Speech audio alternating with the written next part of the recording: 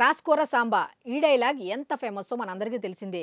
ఈ డైలాగ్ని ఆయన సినిమాల్లోనే వాడారా అంటే కాదు. నిన్న రాజోలు గడ్డపై రాజకీయాల్లో కూడా వాడారు. అది ఎలా వాడారు అంటే సోషల్ మీడియాలో ప్రతి ఒక్కళ్ళని ఇష్టం వచ్చినట్టు మాట్లాడటం ఇంకా ఆపలేదు. బూతులు మాట్లాడడం ఇంకా ఆపలేదు. వాళ్ళ ప్రవర్తనలో మార్పు అనేది రాలేదు. మార్పు రాకపోతే నేను చెబుతున్నా, నేను రంగంలోకి దిగుతా. ఇప్పటి వరకు మీరు పవన్ కళ్యాణ్ చాలా అమాయకుడు, కామ్గా ఉంటాడు, ఏమీ చెయ్యలేడు, అసలు సైలెంట్గా ఉంటాడు అని మాత్రమే మీకు తెలుసు. నా మంచితనం మాత్రమే మీకు తెలుసు. నేను గట్టిగా ఉంటే ఎలా ఉంటుంది అనేది మాత్రం ఈసారి సోషల్ మీడియాలో ఎవరైనా సరే వ్యక్తిగతంగా విమర్శించినా, ఆడపిల్లల మీద అసభ్యంగా మాట్లాడినా అసలు ఊరుకునే ప్రసక్తే లేదు అంటూ రాస్కోర సాంబా అంటూ వార్నింగ్ ఇచ్చారు. ఏమని? పవన్ కళ్యాణ్ గట్టిదనం ఎలా ఉంటుందో చూడబోతున్నావు, రాస్కోర సాంబా.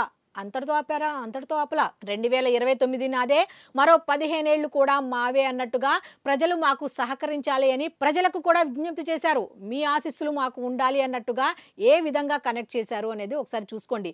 ఈ రాస్కోర సాంబాలో ఎంత అర్థం ఉందా అని ఇప్పుడు తెలుస్తోంది, అప్పుడు తెలియకపోయినా.